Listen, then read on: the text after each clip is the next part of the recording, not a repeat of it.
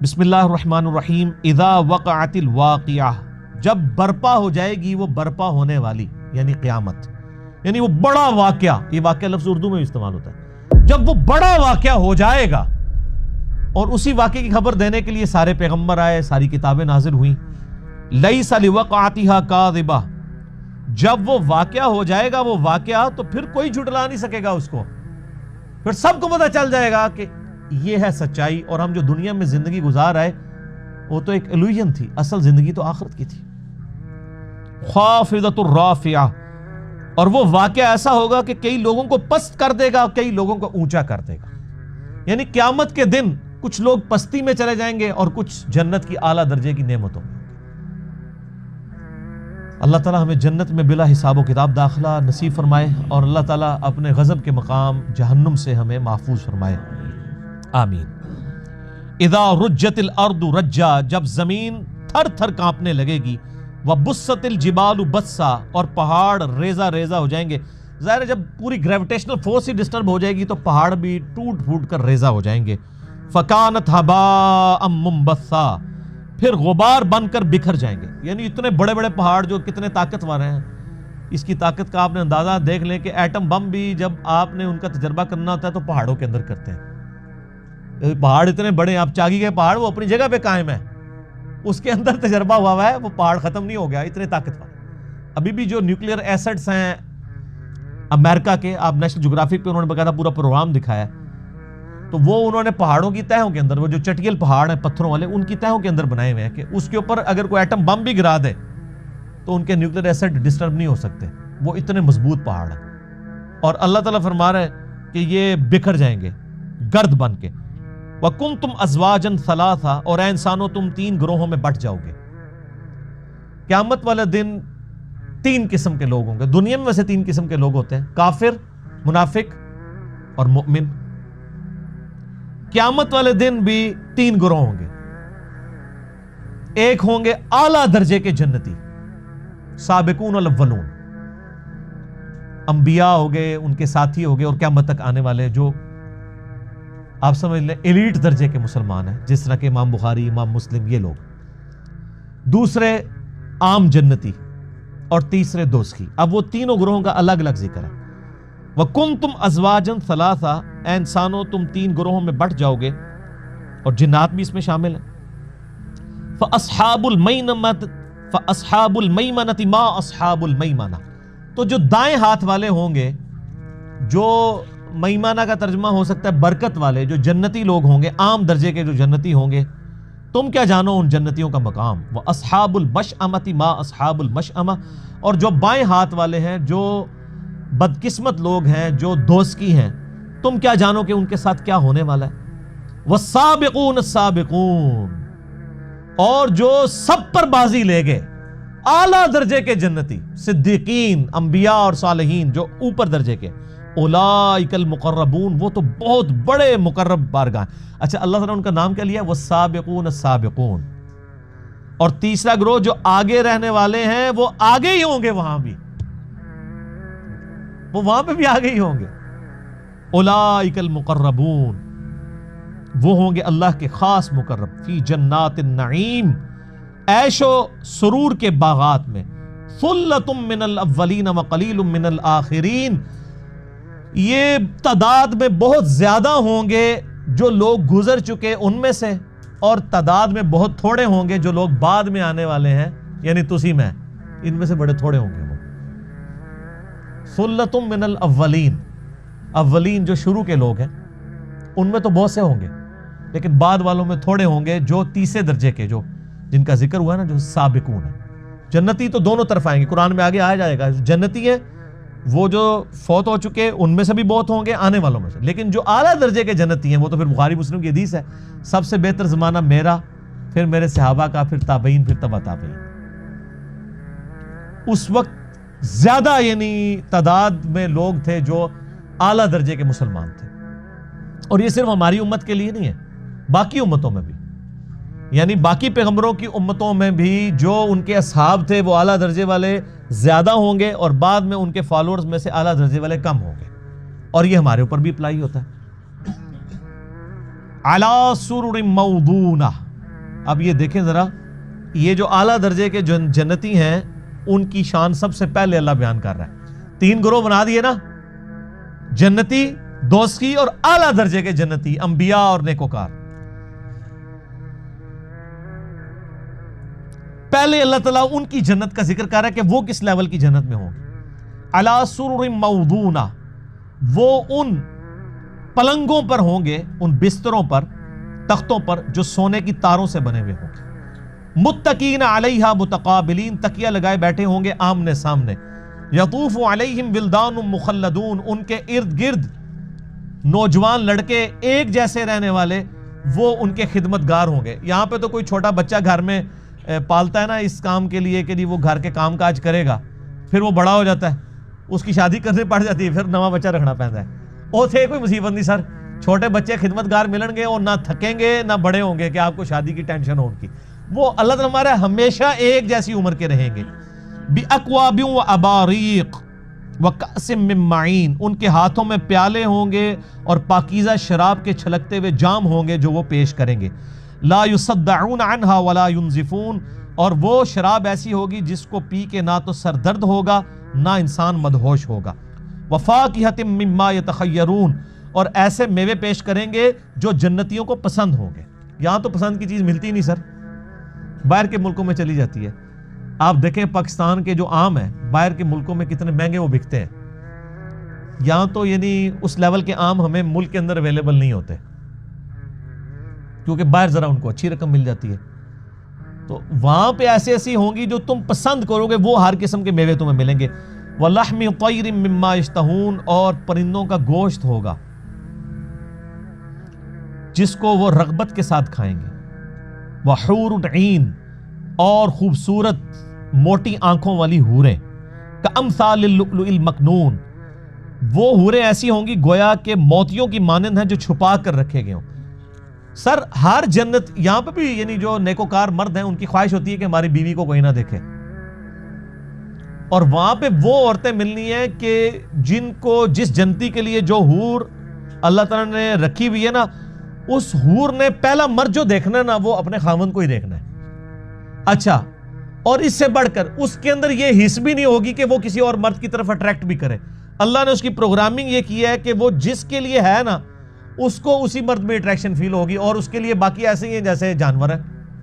ہمارے لیے کیا ایک یعنی مرد کو کسی جانور میں تو کوئی اٹریکشن نہیں ہوگی، یا ایک زرافے کو جو ہے وہ ہاتھی کی فیمیل میں تو کوئی دلچسپی نہیں ہوگی. تو یعنی جیسے سپیشیز کی ایک دوسرے میں دلچسپی نہیں ہے نا، اس لیول تک ایک سپیشیز کا ہونے کے باوجود جو حور جس کے لیے ڈیڈیکیٹڈ ہے وہ اسی مرد کو پہلی دفعہ دیکھے گی اور مرد اس کو پہلی دفعہ دیکھے گا، وہ اسی کے ساتھ اٹیچ ہوگی. سر اس طرح کی عورتیں دنیا میں تو نہیں آپ کو مل سکتی. لہذا جن کی شادیاں نہیں ہوئی نا تو جنت کی اب تیاری کریں. ٹھیک ہو گئے؟ اللہ، کئی لوگ ای میل کرتے ہیں جی شادی نہیں ہو رہی، میں کہتا ہوں جنت کی تیاری کریں جی انشاءاللہ تعالی. تو اللہ تعالیٰ فرماتا ہے کہ وہ چھپائے ہوئے موتی، جزاء بما کانوا یعملون، یہ اجر ہوگا ان کی نیکیوں کا جو دنیا میں کرتے تھے. نیکیوں کے بدلے ملنا ہے سر، یہ جو کچھ ہے تیرے محبوب کی امت سے ہے نہیں، نیکیاں بھی ساتھ ہوں. لا يسمعون فيها لغوا ولا تأثیما، وہ جنت میں نہ تو کوئی لغو بات سنیں گے اور نہ کوئی گناہ والی بات. بڑی پوائنٹ کی بات ہے، گناہ والی بات تو کوئی ہوگی نہیں، کیونکہ جنت میں تو ہر چیز حلال ہی ہے. وہاں تو سونے کے کنگن بھی حلال ہے، وہاں تو شراب بھی حلال ہے، وہاں تو ریشم بھی حلال ہے، اور کوئی کوفت والی بات بھی نہیں ہوگی. دنیا میں بعض کا کچھ باتیں ٹھیک بھی ہوتی ہیں لیکن انسان کو خواہ کوفت ہو جاتی ہے. جنت میں وہ کوفت بھی نہیں، ذہنی ٹینشن بھی نہیں ہوگی.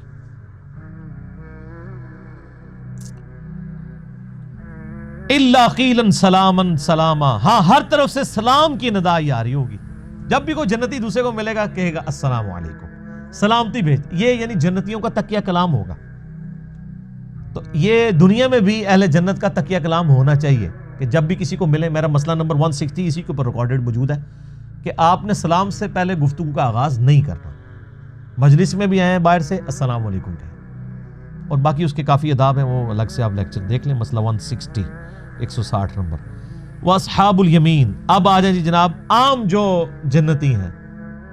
ہمیں تو یہ بھی مل جائے تو بہت ہے، ویسے کوشش تو اوپر درجے کی کرنی چاہیے. عام جنتی بھی، ما اصحاب الیمین، کیا کہنے ہیں ان جنتیوں کے بھی؟ فی صدر مخدود، وہ ایسے بیریوں کے پاس ہوں گے جو بے خار ہوں گی، یعنی ایسی بیریوں کے درخت ان کو ملیں گے جن بیروں، اب یہ دنیا والے بیر نہ آپ سمجھیے گا، وہ تو جنت کے بیر ہیں جن میں کوئی کانٹے نہیں ہوں گے، وَطَلْحٍ مَنْضُودٍ اور کیلوں کے گچھے، وَظِلٍّ مَمْدُودٍ اور لمبے لمبے سایوں والے درخت۔ وہ میں نے بتایا بخاری میں حدیث ہے کہ جنت میں ایک درخت کا سایہ بھی اتنا ہے کہ 100 سال تک گھوڑ سوار گھوڑا دوڑاتا رہے، سائے سے باہر نہیں نکل سکتا۔ یہ آپ ساری ڈیٹیلز مشکات المصابیح کی 30 جلد میں جنت والے چیپٹر میں پڑھ لیں، اور اگر کسی کے پاس صحیح مسلم ہے نا تو مسلم شریف میں جو جنت کا چیپٹر ہے وہ اور کسی حدیث کی کتاب میں نہیں ہے، جنت اور اس کی نعمتوں کا بیان آخری جلد کے اندر۔ وَمَاءٍ مَسْكُوبٍ اور پانی کی آبشار ہوں گے، وَفَاكِهَةٍ كَثِيرَةٍ اور پھلوں کی بہتات ہوگی، لَا مَقْطُوعَةٍ وَلَا مَمْنُوعَةٍ وہ پھل نہ تو ختم ہوں گے اور نہ ہی وہاں پہ ان کو کھانے سے روکا جائے گا کہ سارے اے رہن دو یہ ہلے کچے نے، نہیں، اسی ٹائم پک جائیں گے اور کوئی ممانعت نہیں، جو مرضی کھائیں جتنا مرضی کھائیں۔ وَفُرُشٍ مَرْفُوعَةٍ اور وہ بھی ہوں گے اونچے اونچے بستروں پر، پلنگوں پر، اِنَّا أَنشَأْنَاهُنَّ إِنشَاءً ہم نے پیدا کیا ہے ان کے لیے ایسی بیویاں جن کو ہم نے حیرت انگیز طور پر جوان کیا ہے، فَجَعَلْنَاهُنَّ أَبْكَارًا اور ان کو کنواریاں بنایا ہے۔ وہ کنواری عورتیں صرف انہی مردوں کے لیے ہوں گی جو جنتی ہوں گے، عُرُبًا أَتْرَابًا اور وہ پیار کرنے والی ہوں گی اور ان کی ہم عمر ہوں گی، یعنی یہ نہیں ہے کہ وہ کموڈٹی ہوگی، نہ سر، آپ جنت کی حور میں جو اٹریکشن فیل کر رہے ہیں اس سے زیادہ اس حور کو آپ کے اندر اٹریکشن ہوگی، کوئی زبردستی والا معاملہ نہیں ہوگا۔ وہ جنتی حور آپ میں بھی اس سے زیادہ اٹریکشن فیل کر رہی ہوگی جتنی آپ اس کے اندر، تو وہ اپنے شوہر سے پیار کرنے والی ہوں گی۔ لِأَصْحَابِ الْيَمِينَ یہ ہوگی دانے ہاتھ والوں کے لیے، اہل جنت کے لیے، ثُلَّةٌ مِّنَ الْأَوَّلِينَ وَثُلَّةٌ مِّنَ الْآخِرِينَ اور یہ والے جنتی تو بہت سے ہوں گے جو گزر چکے ان میں سے بھی، اور آنے والے جو قیامت تک لوگ ہیں ان میں بھی بہت سے لوگ ہوں گے جو اہل جنت۔ وہ تو سر بخاری مسلم میں آتا ہے کہ جنتیوں کا نصف میری امت سے ہے، آپ سے سن فرمایا، اور ابن ماجہ کی حدیث ہے، ترمذی میں بھی، کہ جنت کی 120 میں سے 80 صفیں میری امت کی ہیں، سب سے زیادہ یہ امت جنت میں جائے گی، اور اس قرآن کے معجزے کی وجہ سے۔ وہ بخاری مسلم میں حدیث ہے، اللہ تعالیٰ نے ہر نبی کو کوئی نہ کوئی یعنی معجزہ دیا تھا، اور اس معجزے کی وجہ سے لوگ اس پر ایمان لاتے تھے، اور مجھے اللہ نے وحی کا معجزہ دیا ہے۔ میں امید کرتا ہوں قیامت والے دن سب سے زیادہ فالوور میرے ہوں گے، کیونکہ میرا معجزہ سب سے بڑا ہے، قرآن وحی کا معجزہ۔ اللہ اکبر۔ وَأَصْحَابُ الشِّمَالِ مَا أَصْحَابُ الشِّمَالِ اب آ جائیں جناب تیسرے نمبر پہ دوزخیوں کا ذکر، اور دوزخ والے اور کیا حال ہوگا ان دوزخیوں کا۔ فی سموم و حمیم وہ بد نصیب جھلستی ہوئی لو اور کھولتے ہوئے پانی میں ہوں گے۔ اللہم اجرنا من النار، اللہم اجرنا من النار، اللہم اجرنا من النار۔ اللہم من احییتہ منا فاحیہ علی الاسلام ومن توفیتہ منا فتوفہ علی الایمان، آمین۔ وظل من یحموم اور ان پہ بھی سایہ ہوگا لیکن سیاہ دھوئیں کا، لا بارد ولا کریم اور وہ دھواں ایسا ہوگا کہ نہ تو ٹھنڈا ہوگا اور نہ ہی ان کو آرام پہنچائے گا۔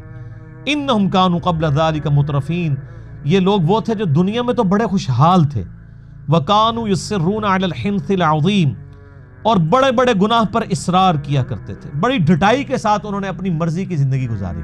میں اکثر ایک جملہ بولتا ہوں نا، جو دنیا اپنی مرضی کی گزارے گا آخرت اللہ کی مرضی کی گزارے گا، اور جو دنیا اللہ کی مرضی کی گزارے گا وہ آخرت اپنی مرضی کی۔ اس میں میرا مسئلہ نمبر 120 دیکھ لیں، اہل ایمان کی 12 صفات جنت کے حوالے سے، دوزخ کے حوالے سے، اور ایک اہل ایمان کے اندر کون سی کوالٹیز ہونی چاہیے اہل ایمان کے اندر کہ وہ جنت میں پہنچنے میں کامیاب ہو جائیں۔ آج میں اس ڈیٹیل میں نہیں جاؤں گا تاکہ یہ صورت میں مکمل کرنے میں کامیاب ہو جاؤں۔ وَكَانُوا يَقُولُونَ أَإِذَا مِتْنَا وَكُنَّا تُرَابًا وَعِظَامًا أَإِنَّا لَمَبْعُوثُونَ اور ان کا یہ حال تھا کہ یہ کہا کرتے تھے جب ہم مر کے مٹی ہو جائیں گے، ہڈیاں بن جائیں گے، کیا دوبارہ سے زندہ ہوں گے؟ ایک تو ہے نا صراحتاً آخرت کا انکار کرنا، ایک یہ ہے کہ اعمال سے ایسے لگ رہا ہو جس طرح ہمارے اکثر مسلمان ایسے ہی اعمال کر رہے ہیں کہ گویا انہوں نے مرنا نہیں، اس لیے جب کسی کو آر دلانی ہوتی ہے کہتے ہیں یار تو مرنا نہیں، تو قبر نہیں جانا، تو عمل تو اس طرح ہی کر رہا ہے کہ تجھے مر کے اللہ کے پاس پیش نہیں ہونا۔ تو چاہے کوئی آخرت کو مانتا ہو یا نہ مانتا ہو، اگر وہ کرتوت ایسے کر رہا ہے نا کہ گویا کہ وہ آخرت کو نہیں مان رہا، وہ اس میں شامل ہے۔ یہ نہ سمجھیے گا کہ یہ ہندو سکھ عیسائیوں کے بارے میں،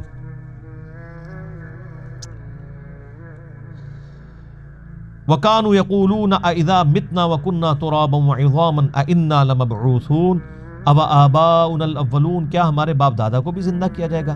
قُلْ إِنَّ الْأَوَّلِينَ وَالْآخِرِينَ، فرما دیجئے بے شک تمہارے اگلے اور پچھلے سب کے سب لوگ زندہ کیے جائیں گے، لَمَجْمُوعُونَ، سب کو جمع کیا جائے گا قیامت کے دن، إِلَى مِيقَاتِ يَوْمٍ مَعْلُومٍ، اس مقررہ وقت پر جس کا علم اللہ کے ساتھ خاص ہے۔ ثم انکم ایھا الضالون المکذبون، پھر اے گمراہو، اے جھٹلانے والو، لآکلون من شجر من زقوم، تمہیں حکمن کھلایا جائے گا اس زقوم کے کڑوے درخت سے، فمالئون منھا البطون، پس تم بھرو گے مجبوراً اپنے پیٹوں کو بھوک کی وجہ سے، اور اس کے بعد پیاس لگے گی، فشاربون علیہ من الحمیم، تو تمہیں کھولتا ہوا پانی دیا جائے گا۔ اچھا، اب انسان کو پتا تو ہوگا یہ گرم پانی ہے، یہ تو پیتے ہی میں جل جاؤں گا، لیکن پیاس کا غلبہ اتنا ہوگا کہ مجبوراً وہ گرم بھی پیے گا، اور اس کی کھال چہرے کی لٹک کے قرآن پاک میں آتا ہے برتن میں گر جائے گی، آنتڑیاں جل جائیں گی، والعیاذ باللہ، اللہم اجرنا من النار، آمین۔ فشاربون شرب الہیم، اور تم ایسے پیو گے جیسے پیاس کا مارا ہوا اونٹ پیتا ہے۔ آپ کو پتا ہے اونٹ 1 مہینے تک بغیر پانی پیے زندہ رہ سکتا ہے، وہ پانی سٹور کر لیتا ہے۔ تو لوگ پرانے زمانے میں ریگستان کا سفر کرتے تھے، اونٹ جیسا تو سر کوئی جانور ہی نہیں ہے، یہ ایک یونیک جانور اللہ نے بنایا جو 1 مہینے تک چلتا ہے بغیر پانی کے۔ اونٹ کے علاوہ کسی جانور پہ آپ ریگستان میں سفر نہیں کر سکتے، وہ پانی سٹور کر لیتا ہے۔ پھر جب وہ یعنی ظاہرہ ریگستان تو آپ کو اس زمانے میں جب سفر کرتے تھے تو پانی تو بڑی دیر کے بعد آتا تھا، تو پھر جب وہ پیاسا اونٹ 1 مہینے کا پیاسا اونٹ جیسے پانی پیتا ہے تو اللہ نے وہ مثال بیان کی ہے۔ یہ تو سر جس کو اونٹ کا پتہ ہے اور جو عرب کے لوگ ہیں وہ سمجھ سکتے ہیں کہ یہ اس طرح وہ مجبوراً گرم پانی پیئیں گے دوست کی۔ ھذا نزلہم یوم الدین، یہ ان کی مہمان نوازی ہوگی قیامت کے دن۔ یہ اللہ تعالیٰ تنزن بات کر رہا ہے، ٹونٹ کے طور پہ۔ اللہ اکبر۔ نحن خلقناکم فلولا تصدقون، اے انسان غور کر، ہم نے تجھے پیدا کیا تھا تو تو قیامت کا منکر ہو گیا۔ افرائیتم ما تمنون، سر یہ اب وہ دلائل ہیں جو میں نے ہو کریٹڈ گاڈ والے لیکچر میں کور کیے تھے، اللہ کی قدرت کی نشانیاں جو اس انداز میں آئی ہیں جو پورے قرآن میں ایسے نہیں آئی۔ اللہ تعالیٰ اپنی ایگزسٹنس کے اوپر دلائل دے رہا ہے کہ اے انسان، میں نے تجھے پیدا کیا، تو اپنی مرضی سے تو پیدا نہیں ہوا تھا، تو نے قیامت کے دن کہیں منکر ہو گیا کہ میں جس نے تجھے پہلی دفعہ پیدا کیا کہ میں تجھے دوبارہ نہیں زندہ کر سکوں گا؟ تو اب سن، نحن خلقناکم فلولا تصدقون، ہم نے تجھے پیدا کیا تھا اور تو قیامت کا منکر ہو گیا، تصدیق کیوں نہیں کرتا قیامت کے دن کی؟ افرائیتم ما تمنون، بتاؤ جو تم منی کا قطرہ ٹپکاتے ہو، اانتم تخلقونہ ام نحن الخالقون، اس قطرے کو انسان بنا کر ہم پیدا کرتے ہیں یا تم پیدا کرتے ہیں؟ کسی باپ کو تو پتہ نہیں، بل انت یا رب، بلکہ اے رب تو ہی کرتا ہے۔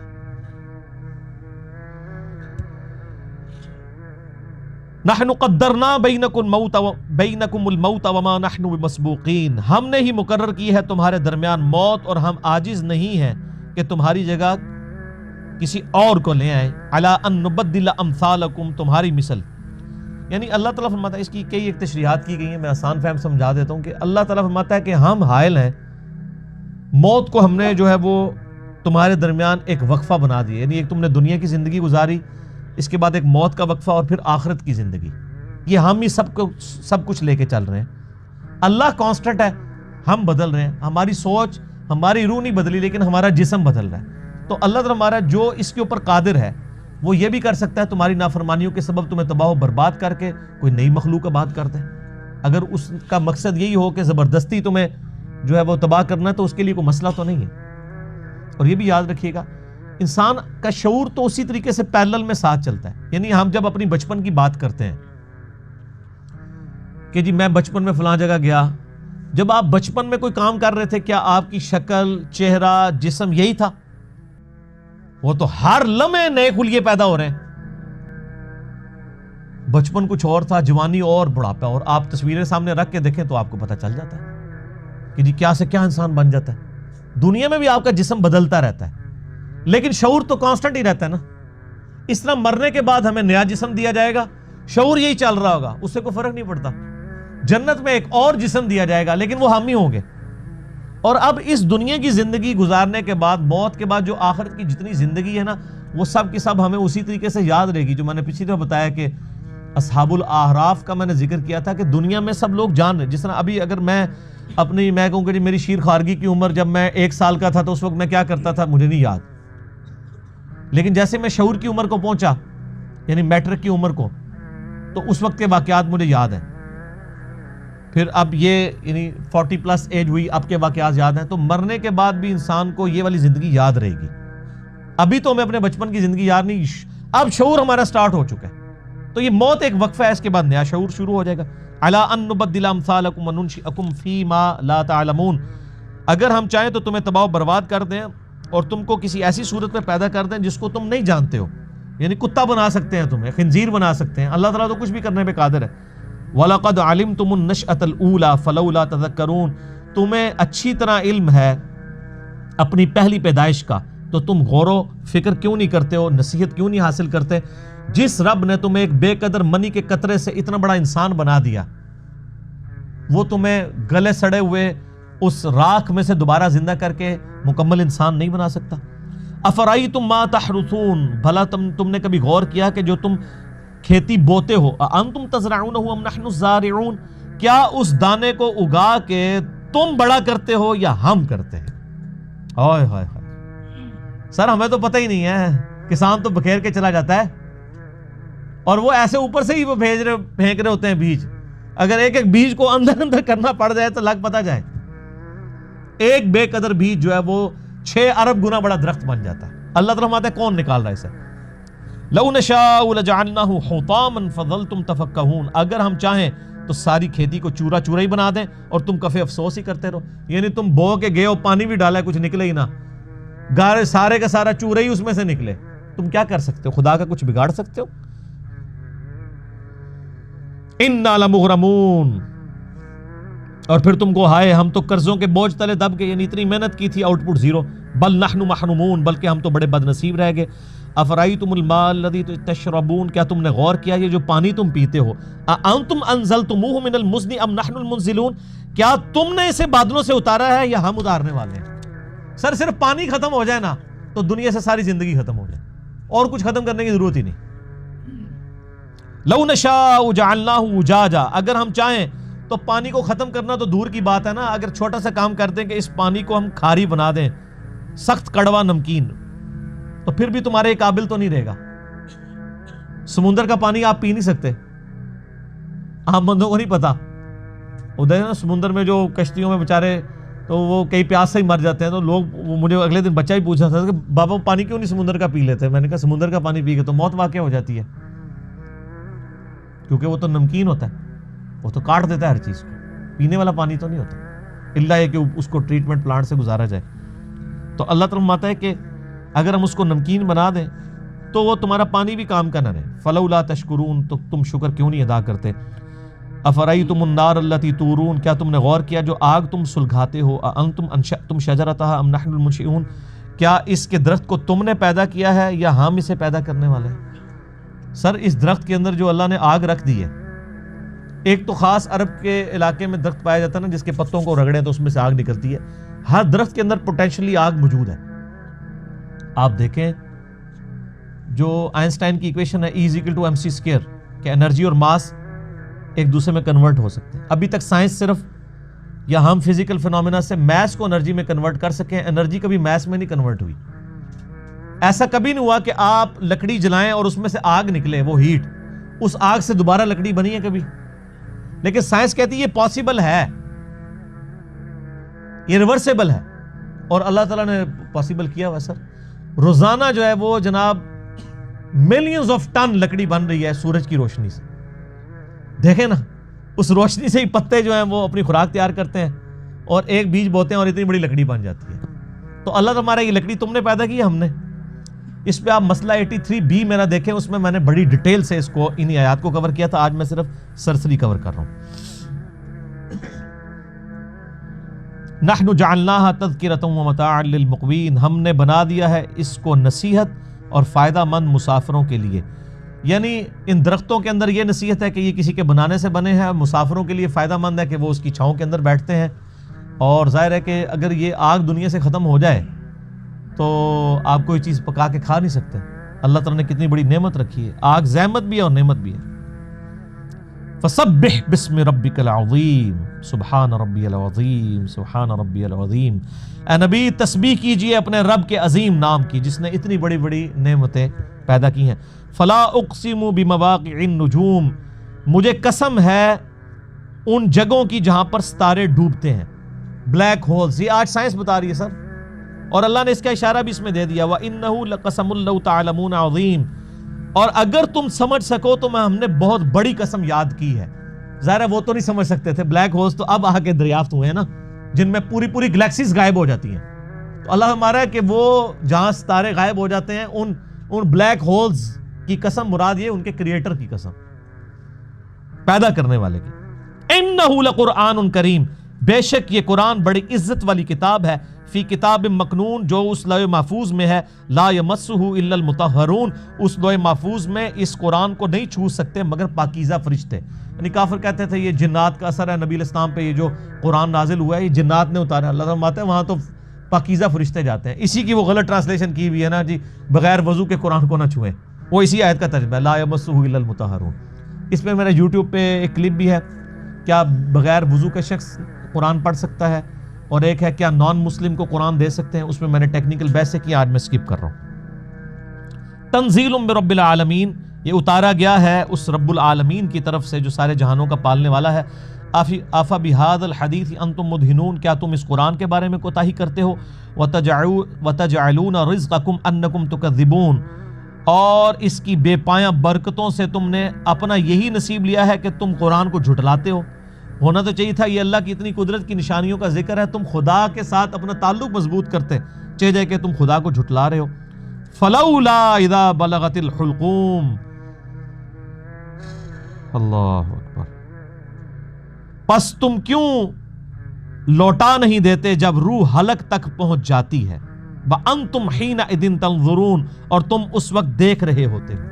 اللہ تعالیٰ ماتا ہے جب ایک بندہ نزع کے عالم میں ہوتا ہے تو اگر تمہارے اندر کوئی طاقت ہے تو روح دوبارہ ڈال دو نا اس میں۔ ہائے ہائے ہائے، تو اسی پاویں کہندے نے شیخ عبدالقادر جیلانی نے انج کر کے روح کڈی پھر پا چھڑی، مردہ زندہ کر لیا۔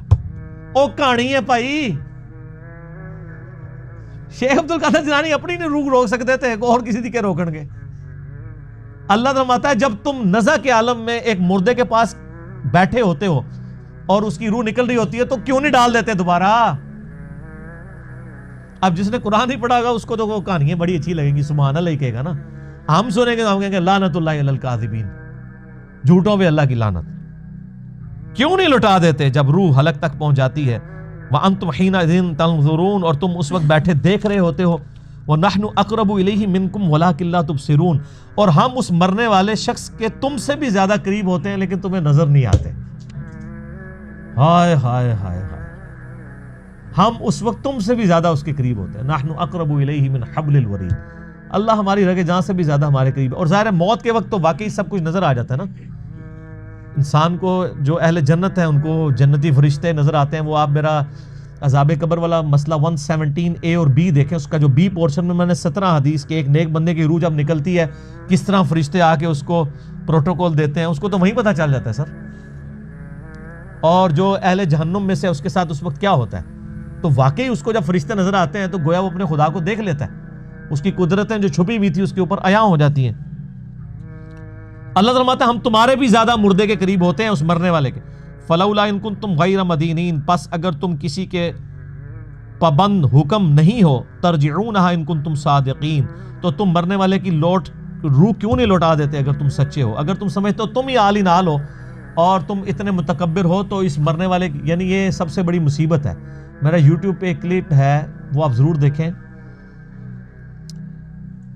اللہ انسان کی ضرورت کیوں ہے، اس میں میں نے یہ چیز ڈسکس کی ہے کہ اگر انسان کو موت نہ آئے سب سے بڑی چیز، پھر خدا انسان کی ضرورت نہیں رہتا، اور اگر انسان کو کوئی پریشانی نہ آئے خدا انسان کی ضرورت نہیں رہتا۔ یہ دو چیزیں اگر آپ کو عطا کر دی جائیں، اور پریشانی میں آپ تیسری چیز کر لیں بڑھاپا یا یہ تنگ دستی سب کچھ، اگر آپ ہمیشہ خوشحال رہیں اور ہمیشہ زندہ رہیں تو سر خدا کی آپ کو ضرورت ہی نہیں ہے۔ تو اللہ تعالیٰ نے موت ہی ایک تلوار لٹکائی ہے، اللہ تو ہمارے زندہ کر کے بتاؤ نا، اب یہ مر کے تو ہمارے پاس آیا تو ہمیں اس کے ساتھ جو کریں گے وہ کریں گے۔ فَأَمَّا إِن كَانَ مِنَ الْمُقَرَّبِينَ، اب وہ مرنے والا اگر تو ہوا اللہ کے نیک بندوں میں، فروح و ریحان و جنت نعیم، تو اس کے لیے تو پھر خوشبودار غذائیں اور سرور والی جنت ہوگی۔ وَأَمَّا إِن كَانَ مِنْ أَصْحَابِ الْيَمِينَ، اور اگر مرنے والا ہوا اصحاب یمین میں سے، یعنی جو دائیں ہاتھ والے ہیں، نیکوکار ہیں، فَسَلَامٌ لَكَ مِنْ أَصْحَابِ الْيَمِينَ، تو اے نبی آپ پر سلام ہو ان جنتیوں کا۔ یہ اللہ تعالیٰ نے اپنے نبی علیہ السلام کو ایک پروٹوکول دیا ہے اس آیت کے اندر کہ اہل جنت کا سلام ہو اے نبی صلی اللہ علیہ وسلم آپ کے اوپر، یعنی آپ ظاہر جنت کے دولہ ہیں نا جی۔ وَأَمَّا إِن كَانَ مِنَ الْمُكَذِّبِينَ، اور اگر وہ مرنے والا ہوا گناہگار، گمراہ، جھٹلانے والا، المکذبین الضالین، رائے حق سے بھٹکنے والا، فَنُزُلٌ مِّنْ حَمِيمٍ، تو اس کی پھر مہمان نوازی ہوگی کھولتے ہوئے پانی سے، وَتَصْلِيَةُ جَحِيمٍ، اور داخل ہونا پڑے گا اسے بھڑکتی ہوئی دوزخ کی آگ میں۔ إِنَّ هَذَا لَهُوَ حَقُّ الْيَقِينِ، بے شک جو ہم تم سے بیان کر رہے ہیں یہ حق ہے، یقیناً ایسا ہی ہوگا۔ سر یہ ہے بات، آخرت کے اوپر یقین کرنا ضروری ہے اپنا قبلہ درست کرنے کے لیے۔ اسی لیے دیکھیں قرآن کے سٹارٹ میں آیا ہے اللہ پر ایمان، لیکن آخرت کا جب ذکر ہے وَبِالْآخِرَةِ هُمْ يُوقِنُونَ، آخرت پہ یقین ہوگا تو انسان کا قبلہ درست ہوگا۔ تو اللہ تمہارا یہ کوئی سٹوری بک نہیں ہے جو میں پڑھ رہا ہوں، یہ آپ کو قیامت کے دن کی ویڈیو پہلے ہی چلا کے بتا رہا ہوں۔ فَسَبِّحْ بِاسْمِ رَبِّكَ الْعَظِيمِ، تو اے نبی علیہ السلام پاکی بیان کیجئے اپنے رب کے نام کی جو بڑی عظمت والا ہے۔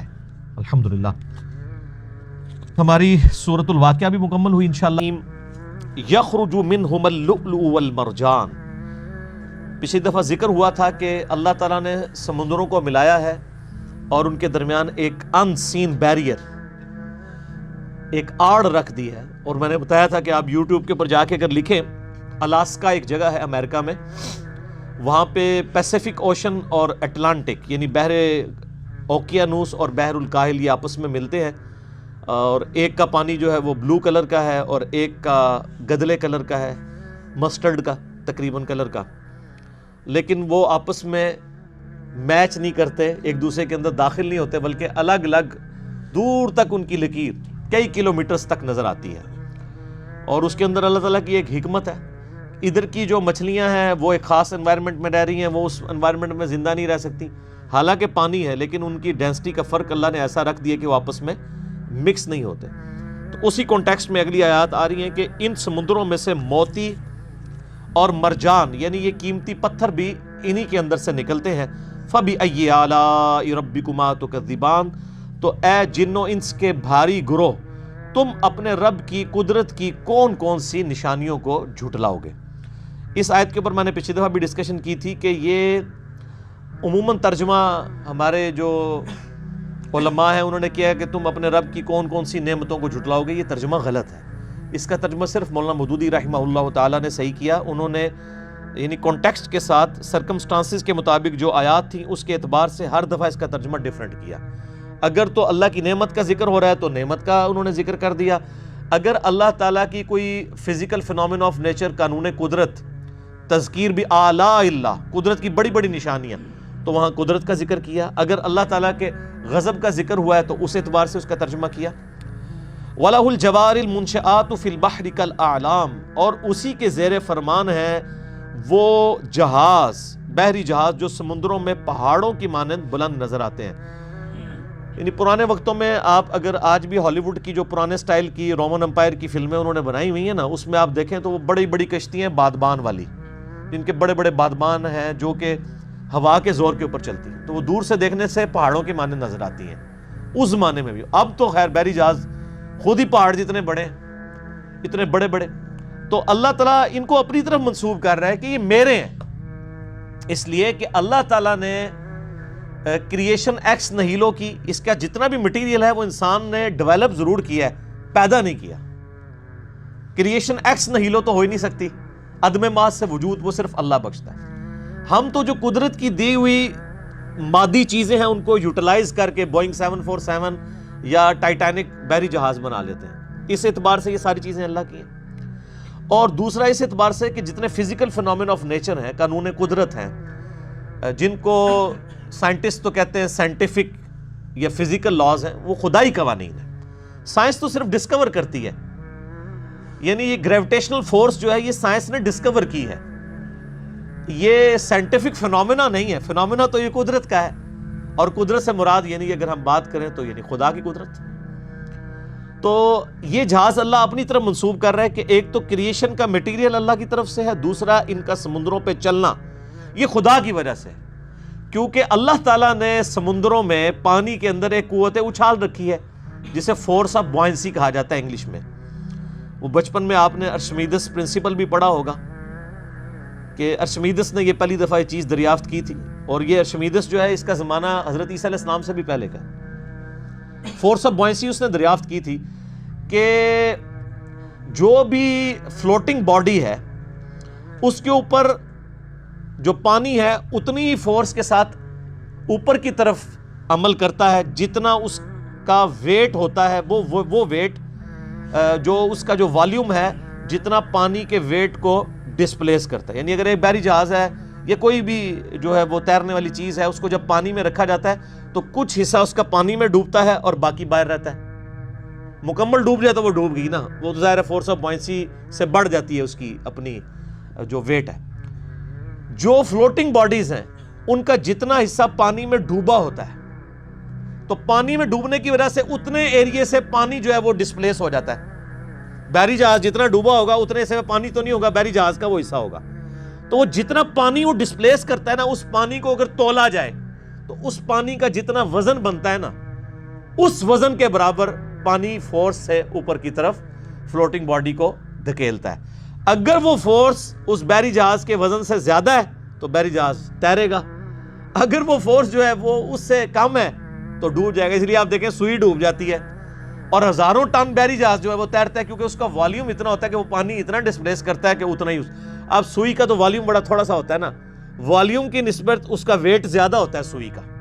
اسی سوئی کو اگر آپ چپٹا کر کے ایک چھوٹی سی باریک سی پلیٹ بنا دیں سٹیل کی تو وہ تیر جائے گی، کیونکہ اس کا والیوم بڑھ جائے گا۔ تو یہ ہے ارشمیدس پرنسپل۔ تو یہ خدائی قوانین ہیں جن کی وجہ سے یہ آپ کو بحری جہاز بھی سمندروں پہ چلتے نظر آ رہے ہیں، اس لیے اللہ کہہ رہے ہیں یہ میرے ہیں۔ فَبِأَيِّ آلَاءِ رَبِّكُمَا تُكَذِّبَانِ، تو اے جنوں انس کے دو بھاری گروہ ہو، تم اپنے رب کی کون کون سی قدرت کی نشانیوں کو جھٹلاؤ گے۔ کل من علیہا فان، ہر اس کو فنا ہے، ہر اس نے ختم ہو جانا ہے جو اس زمین پہ ایگزسٹ کرتا ہے۔ اس کائنات کے اندر جو ایگزسٹنس ہے وہ بھی، اور اس زمین کے اوپر جتنے لوگ آباد ہیں، چاہے وہ جتنی بھی اسپیشیز ہیں، ایک نہ ایک دن سب کو موت آنی ہے، اور باقی کس نے رہنا ہے؟ وَيَبْقَى وَجْهُ رَبِّكَ ذُو الْجَلَالِ وَالْإِكْرَامِ، اور باقی رہے گی تیرے رب کی ذات جو بڑی عظمت اور احسان کرنے والی ہے، اکرام کرنے والی ہے۔ ویسے لفظی تو ترجمہ ہے تیرے رب کا چہرہ باقی رہے گا، لیکن ظاہر ہے کہ اس پہ ہم تعویل کرتے ہیں کہ چہرے سے مراد اللہ تعالیٰ کی ذات ہے۔ یہاں پر میں یعنی خصوصاً جو سلفی اہل حدیث علماء ہیں وہ عموماً قرآن پاک کی آیات کی جب کسی حوالے سے تعویل کی جاتی ہے تو وہ فوراً یعنی تحریف قرآن کا فتویٰ لگا دیتے ہیں، اور وہ کہتے ہیں کہ جی آپ الفاظ کو انہی الفاظ کے ساتھ لیں، اس کی تعویل نہ کریں۔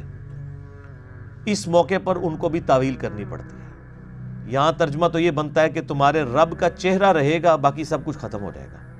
تو قرآن حکیم میں تو اہل حدیث بھی مانتے ہیں، باقی بھی مانتے ہیں کہ اللہ تعالیٰ کے ہاتھوں کا بھی ذکر ہے جیسا کہ اس کی شان کے لائق ہے، اللہ کی آنکھوں کا ذکر ہے جیسا کہ اس کی شان کے لائق ہے، اس کی کوئی تمثیل نہیں۔ لیس کمثلہ شیء وہو السمیع البصیر۔ یہاں پہ آپ اہل حدیث کا ترجمہ بھی اٹھائیں گے نا تو انہوں نے اس کی تعویل کی ہوگی کہ تمہارے رب کی ذات کو باقی رہنا ہے۔ تو ہم کہتے ہیں جناب آپ نے چہرے کو ذات کیوں بنا دیا؟ وہ کہتے ہیں یہ پاسبل نہیں ہے، تعویل تو کرنی پڑے گی۔ جب دوسرے لوگ اس طرح کی آیات کی تعویل کرتے ہیں تو اس کو اسماء و صفات کا مسئلہ بنا دیتے ہیں۔ مثلا مولانا مودودی رحمہ اللہ تعالیٰ نے وسع کرسیہ السماوات والارض کی تفسیر کرتے ہوئے تفہیم القرآن میں لکھا کہ یہاں کرسی سے مراد اللہ تعالیٰ کی بادشاہت ہے، اور عین ممکن ہے کہ کوئی فزیکل کرسی بھی ایگزسٹ کرتی ہو، جبکہ اہل حدیث کا موقف یہ ہے کہ نہیں، آپ کو فزیکل کرسی ماننی ہوگی۔ اگر آپ یہ کرسی سے مراد اللہ کی بادشاہت لیتے ہیں تو یہ آپ قرآن کی تعریف کر رہے ہیں، کیونکہ قرآن میں تو لفظ کرسی کا ہے۔ یہاں پہ وہ یہ نہیں دیکھتے کہ یہاں پہ چہرے کا لفظ ہے، ਇਹ ਗੱਲਾਂ ਮੌਲਵੀਆਂ ਨੂੰ ਇੰਜੀਨੀਅਰ ਸਾਹਿਬ ਹੀ ਕਰ ਸਕਦੇ ਨੇ। ਤੁਹਾਨੂੰ ਨਹੀਂ समझ आती कि मौलवियों ने केड़ी गेम पाई हुई है। मौलवियों ने जो कुछ कुरान के साथ खिलवाड़ किया है ना, उनकी उस खिलवाड़ को सिर्फ वो बंदा पकड़ सकता है जिसका कंपैरेटिव नॉलेज हो।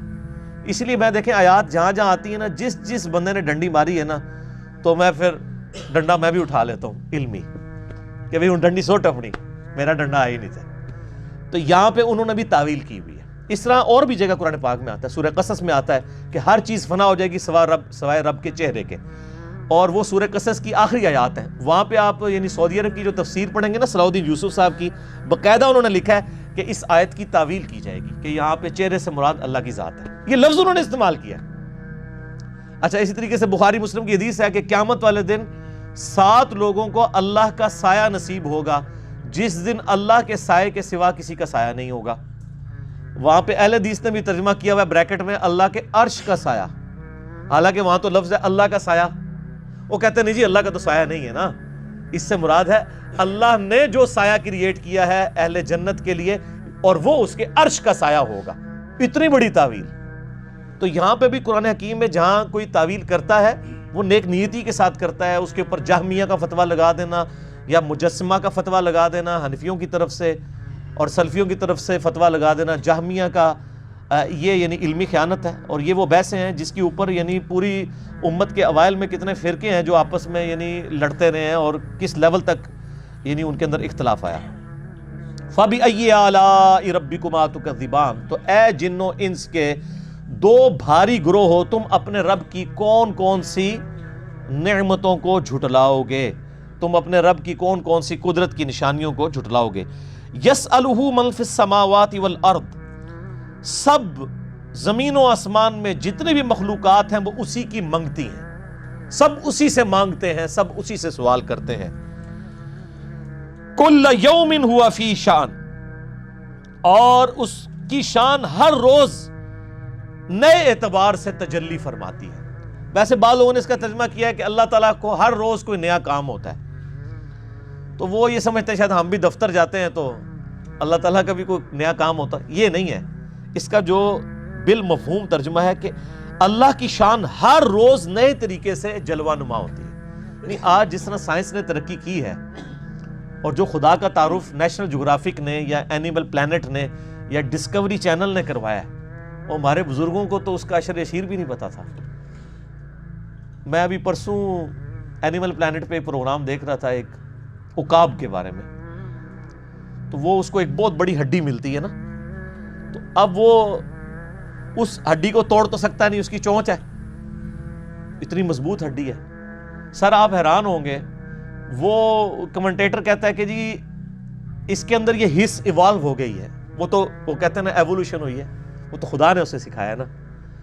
वो जनाब 30 दफा उस हड्डी को उठाता है, इतनी बड़ी हड्डी दोनों पंजों में, और जमीन से तकरीबन 1.5 किलोमीटर ऊपर की हाइट पे जाता है, और कोई सख्त चट्टान देख के उसके ऊपर गिराता है उसको, और ये अमल वो 30 दफा रिपीट करता है, और बार बार, यानी 30 दफा वो थोड़ा तो मार नहीं सकता, ज़ाहिर है उसको, उसके हाथ तो नहीं है, तो वो indirect Newton's 3rd law of motion कर रहा है, अमल का रद्द अमल। 30 दफा वो हड्डी गिराता है, वो 30 दफा गिर गिर के इतनी खोखली हो जाती है कि अल्टीमेटली वो टूट जाती है। फिर वो टूटती है तो वो खाता है। ये उसको किसने सिखाया है? अल्लाह ने। ये हमारे किसी बुजुर्ग को, किसी सहाबी को, किसी ताबई को ये चीजें ऑब्जर्व नहीं हुई हैं। अगर उन्होंने की भी होंगी तो एक दफा गोरे तो जनाब एक हफ्ता कैमरा लगा के बैठे रहते हैं ना, ये चीजें तो गोरों ने दरियाफ्त करनी थी ना। और इस तरह की कुदरत की कई निशानियां, यानी इसमें तो मैं फिलबदी घंटों बोल सकता हूँ कि अल्लाह ताला ने मखलूक़ात के अंदर क्या क्या चीज़ें रखी हैं, और वो सब अल्लाह की कुदरत की निशानियाँ हैं जो वक्त के साथ साथ एक्सप्लोर हो रही हैं। ये अल्लाह ताला की नई नई शानें। आपको पता है इस वक्त डीप ओशन के अंदर ऐसी मखलूक़ात दरियाफ्त हुई हैं जो आज से 20-25 साल पहले तक भी दुनिया को पता ही नहीं था कि ये मखलूक़ात एग्जिस्ट करती हैं। देखना तो बड़ी दूर की बात। और वो मखलूक़ात वो हैं जो कभी समुंदर के ऊपर नहीं आई हैं, वो नीचे ही अंधेरे में रहती हैं, उन्होंने सूरज कभी नहीं देखा। और आप हैरान होंगे कि उनके अंदर जो सिस्टम है ना, यानी अपने आप को नीचे रखने का, वरना तो कोई भी चीज फ्लोट करके अल्टीमेटली ऊपर तो आ जाती है, वो अपने आप को नीचे जो रखती है तो कोई टेक्नोलॉजी चाहिए ना। آپ نے یہ جو آبدوزیں ہوتی ہیں یہ نیچے کیسے رہتی ہیں؟ اس کے اندر پانی بھرا جاتا ہے باقاعدہ، پھر وہ وزنی ہو جاتی ہے، وہی فورس آف بوائنسی سے بڑھ جاتا ہے ان کا اپنا ویٹ، تو وہ نیچے بیٹھ جاتی ہیں. پھر اوپر لانے کے لیے اس پانی کو باہر نکالنے کے لیے خاص قسم کے انجن ہوتے ہیں. ٹھیک ہے، آپ حیران ہوں گے، آپ یوٹیوب کے اوپر جا کے دیکھیں جو اس وقت ماڈرن جیٹ انجن آبدوزوں میں استعمال ہو رہے ہیں نا، سیم اسی ڈیزائن کی چیزیں ایگزیکٹ اسی شکل و صورت کی ان مچھلیوں کے اندر ہے، سیم اسی طرح کا ان کا جو ہے وہ ڈیفیوژن سسٹم ہے. اب آپ لوگ تو چونکہ انجینئرنگ کی فیلڈ کے نہیں ہیں تو اس لیے آپ کو سمجھانا مشکل ہوگا، تو وہ سیم وہی سسٹم، ڈیزائن تک وہی ہے. یعنی اگر انسان آبدوز بنانے سے پہلے زمین کے یعنی اس طے تک پہنچنے میں کامیاب ہو جاتا تو اس کو ڈیزائن بنانے کے لیے اتنی محنت نہ کرنی پڑتی. اور وہ جناب ہزاروں سال کیا لاکھوں سال سے سمندروں میں ایگزسٹ کر رہی ہیں مخلوقات اللہ تعالیٰ کی. تو سر یہ آپ ڈسکوری چینل دیکھیں گے تو آپ کو پتہ چلے گا کل یوم ہوا فی شان، ہر دن وہ نئی شان کے ساتھ، اس کی شانیں تو ہیں، وہ ہمارے سامنے نئی شانوں کے ساتھ ایکسپوز ہوتا ہے. اور ابھی بھی کئی شانیں ہیں جو اس کی مرنے کے بعد جنت میں پہنچ کے ہمارے سامنے آئیں گی، اس کا تو کوئی احاطہ نہیں کر سکتا. فَبِأَيِّ آلَاءِ رَبِّكُمَا تُكَذِّبَانِ، تو اے جن و انس کے گروہ اپنے رب کی کون کون سی نعمتوں کو جھٹلاؤ گے. سَنَفْرُغُ لَكُمْ أَيُّهَا الثَّقَلَانِ، ان قریب اے دو بھاری گروہ ہو یعنی جن اور انس ہم تمہاری طرف متوجہ ہوں گے. یہاں پہ یعنی اب وہ ذکر آ رہا ہے جو میں کہہ رہا تھا نا فَبِأَيِّ آلَاء میں جو تثنیہ کا صیغہ آیا ہے کہ تم دو گروہ، تم دو گروہ، تم دو گروہ. وہ دو گروہ کون سے ہیں؟ جانور ہیں، انسان ہیں، فرشتے ہیں، جنات ہیں، کون ہیں؟ اب وہ یہاں پہ ٹروتھ ریویل ہونے لگا ہے سورہ الرحمن کے اس پورشن میں کہ وہ دو بھاری گروہ ہیں جن کو اللہ تعالیٰ نے سوچنے سمجھنے کی صلاحیت بھی دی اور حق اور باطل کا مادہ بھی ان کے اندر رکھا، اپنی ول سے وہ اپنے رب کو چوائس کریں. وہ دو ہی مخلوقات ہیں، جن اور انسان. فرشتوں میں صرف حق کا مادہ ہے، ان کے اندر صرف نیک اعمال کرنے کا مادہ اللہ نے رکھا ہے، برائی کا وہ سوچ بھی نہیں سکتے، کرنا تو دور کی بات. یہ دو با اختیار مخلوقات ہیں. وما خلقت الجن والانس الا لیعبدون. تو ہم ان قریب تمہاری طرف متوجہ ہوتے ہیں، یعنی اپنی گفتگو کا روئے سخن تمہاری طرف کرتے ہیں. فَبِأَيِّ آلَاءِ رَبِّكُمَا تُكَذِّبَانِ، تو تم دونوں گروہ اپنے رب کی کون کون سی قدرت کی نشانیوں کو، نعمتوں کو جھٹلاؤ گے. یا معشر الجن والانس، اے جن و انس کے بھاری گروہ ہو، بڑی جماعت ہو. ان استطعتم ان تنفذوا من اقطار السماوات والارض، اگر تم میں طاقت ہے نا کہ تم نکل سکتے ہو زمین و آسمان کی باؤنڈری سے، فانفذوا، تو نکل کے بتاؤ، بھاگو. اگر تم اتنی طاقت رکھتے ہو کہ اس کائنات سے بھاگ کے کہیں اور جا سکتے ہو، یعنی خدا کی قدرت سے نکلنے کی کوئی کوشش کر سکتے ہو نا، جہاں بھی جاؤ گے اس کی بادشاہت ہی ہوگی. لا تنفذون الا بسلطان، تم جہاں کہیں بھی جاؤ گے تو وہ اسی کی بادشاہت ہوگی. اس آیت کا مختلف انداز سے مختلف لوگوں نے ترجمہ کیا ہے، مفہوم بیان کیا ہے. بعض لوگوں نے ترجمہ کیا کہ تم قوت کے بغیر تو نکل نہیں سکو گے، اس سے انہوں نے میزائل پروگرام اور راکٹس کو ثابت کیا. سر راکٹس بھی آپ کو کائنات سے باہر تو نہیں لے کے جا سکتے نا. اصل اس کا ترجمہ یہ ہے لا تنفذون الا بسلطان، تم نکل کر کہیں بھی چلے جاؤ اسی کی سلطانیت، اسی کی بادشاہت ہوگی. تم جہاں مرضی چلے جاؤ. ہم تو پہلے آسمان سطح تک نہیں پہنچ سکے. آپ کو پتا ہے کہ سب سے قریب ترین گلیکسی جو ہے نا زمین کے، وہ 9 ارب نوری سال کے برابر ہے، دور ہے. 9 ارب جو ہے لائٹ ایئرز. اور سر ایک لائٹ ایئر یہ ہوتا ہے کہ روشنی جو ہے نا وہ 1 سال تک سفر کرتی رہے نا تو جتنا فاصلہ طے کرے گی وہ 1 لائٹ ایئر ہے. 9 ارب سال تک روشنی سفر کرتی رہے. اور روشنی جو ہے گھوڑے کی رفتار سے یا بوئنگ کی رفتار سے یا ایئر بس کی رفتار سے نہیں چلتی. روشنی کی رفتار اتنی ہے کہ روشنی 1 سیکنڈ میں زمین کے 2.5 چکر لگا سکتی ہے. 7 چکر 40,000 کلومیٹر سرکمفرنس ہے، یعنی 300 kilometre per second, 3 lakh kilometre per second, 1,86,000 میل فی سیکنڈ. 3 لاکھ کلومیٹر روشنی 1 سیکنڈ میں طے کرتی ہے. 3 لاکھ کلومیٹر یعنی زمین تو مکی جائے گی سیکنڈ وچ ہی. زمین کے 7 چکر 1 سیکنڈ میں لگا سکتی ہے، پوری زمین کے۔ اتنی تیز رفتاری سے چلنے والی چیز 9 ارب سال تک چلتی رہے تو وہ پہلی گلیکسی تک پہنچے گی، اور اس طرح کی 250 ارب گلیکسیز ہیں۔ اور ارب کا فکر میں نے آپ کو بتایا تھا کہ اگر آپ 24 گھنٹے گنتی گنتے رہے نا تو 25 سے 30 سال چاہیے 1 ارب گننے کے لیے، اتنا بڑا فکر ہے۔ تو اللہ تعالیٰ ماتا نکل کے بتاؤ نا، اللہ کی بادشاہت ہے۔ فَبِأَيِّ آلَاءِ رَبِّكُمَا تُكَذِّبَانِ، تم اپنے رب کی قدرت کی کون کون سی نشانیوں کو جھٹلاؤ گے۔